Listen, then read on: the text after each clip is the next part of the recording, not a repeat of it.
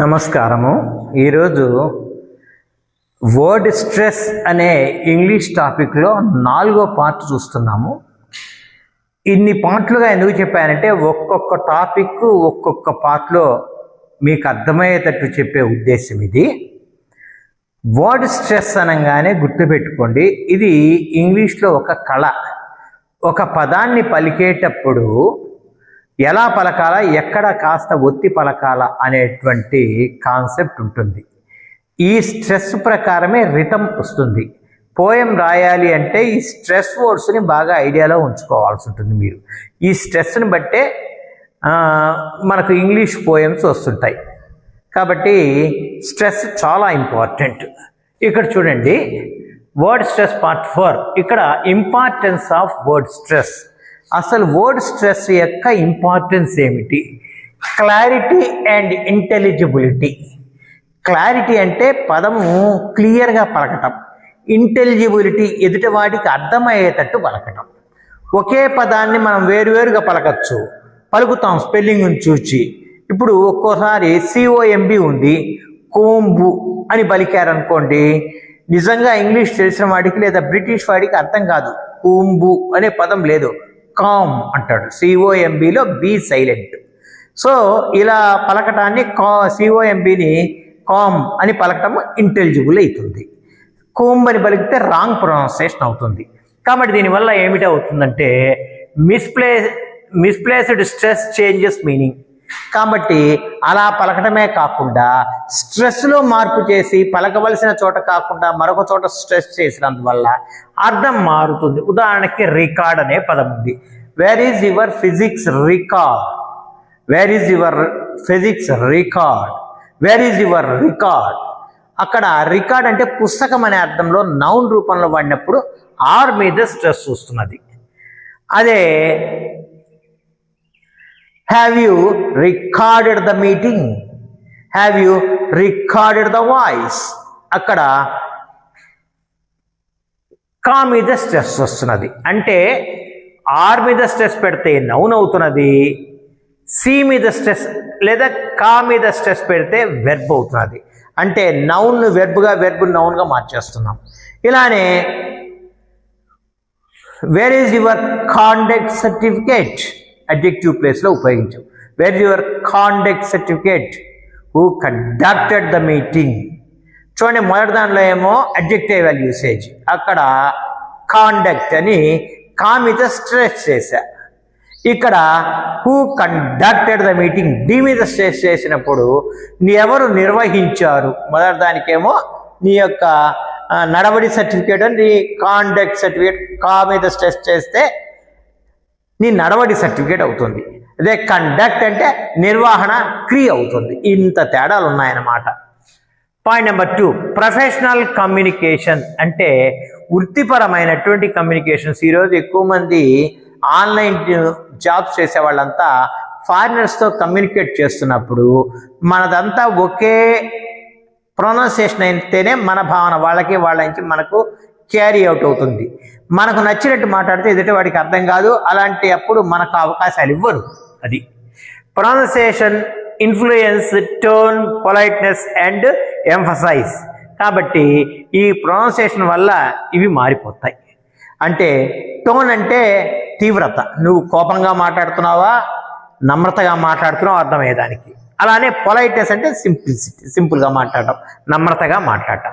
Emphasize, ఏ విషయాన్ని నొక్కి చెప్తున్నావు, ఏ విషయాన్ని నొక్కి చెప్తున్నావు అనే పాయింట్. ఇక్కడ క్లారిటీ ఇన్ కమ్యూనికేషన్, ఎదుటవాడితో మాట్లాడటానికి మంచి క్లారిటీ ఉంటుంది. బెటర్ జాబ్ ఆపర్చునిటీస్, అంతేకాకుండా మంచి మంచి ఉద్యోగాలు నీకు వచ్చే అవకాశం ఉంటుంది.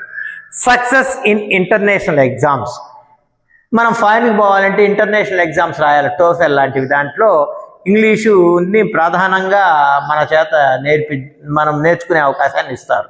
దాని ప్రకారం పరీక్ష ఉంటుంది. కాబట్టి అది రాస్తే ఎదుటివాడికి ఫారిన్కి వెళ్ళినప్పుడు నువ్వు వాళ్ళతో బాగా కమ్యూనికేట్ చేయగలవు. Reduction of regional and social bias. Social bias అంటే సంఘపరమైనటువంటి భేదాలు, రీజనలిజం, మనలో ఉండే ప్రాంతీయ భేదాలు కూడా తగ్గిపోతాయి ఈ కరెక్ట్గా మనం ఉచ్చారణ చేస్తే. ఉదాహరణకి TEMPLEని మనం టెంపుల్ అంటాము, మలయాళంలో టెంపుల్ అంటారు. కాబట్టి ఆ చిన్న ఉచ్చారణలో తేడా వచ్చేసింది చూడండి. అలానే వివేకానంద అని మనం పలుకుతాం, వివేకానంద అని ఒరిస్సా వాళ్ళు బెంగాలీస్ అంటారు. సో ఇలాంటి తేడాలు విషయాల్లో వచ్చినప్పుడు ఎదుటివాడికి సరిగ్గా అర్థం కావు అని చెప్తున్నాం అన్నమాట.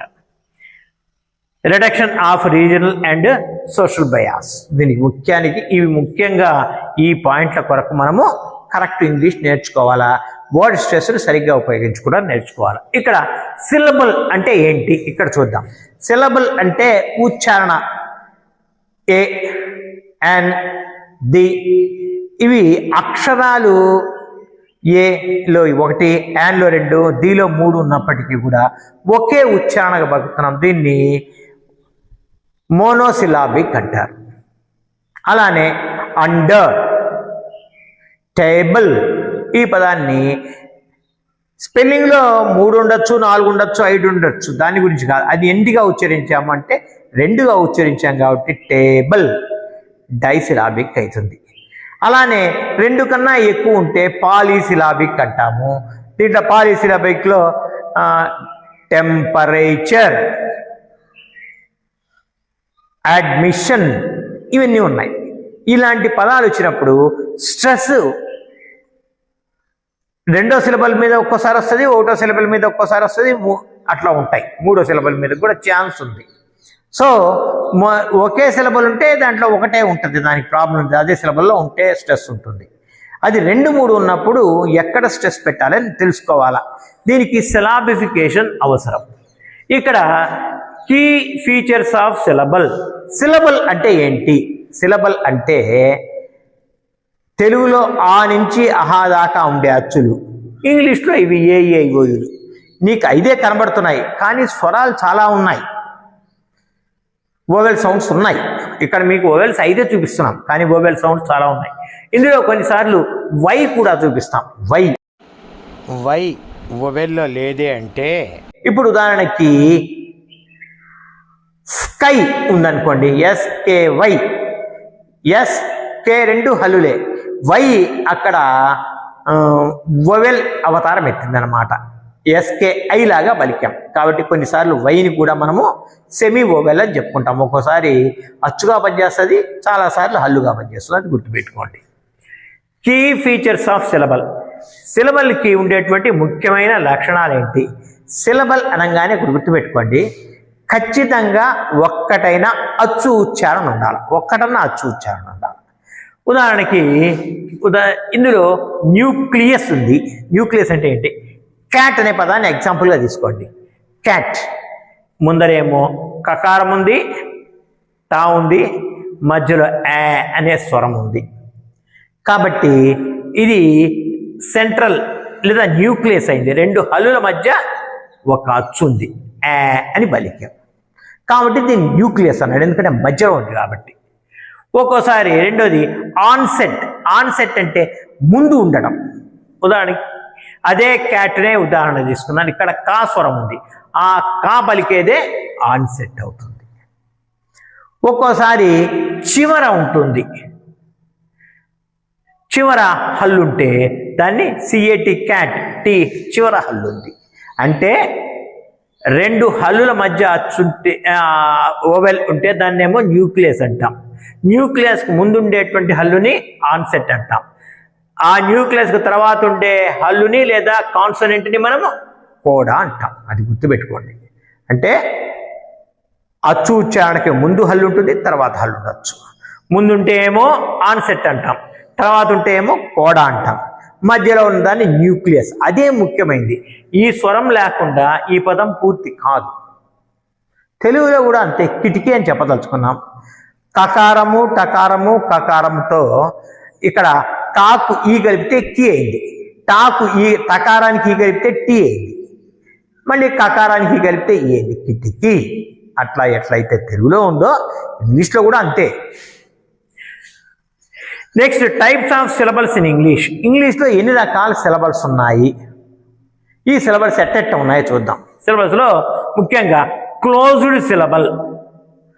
క్లోజ్డ్ సిలబల్ అంటే ఏంటంటే ముందు వెనక హల్లులు ఉంటాయి, మధ్యలో వొవెల్ ఉంటుంది.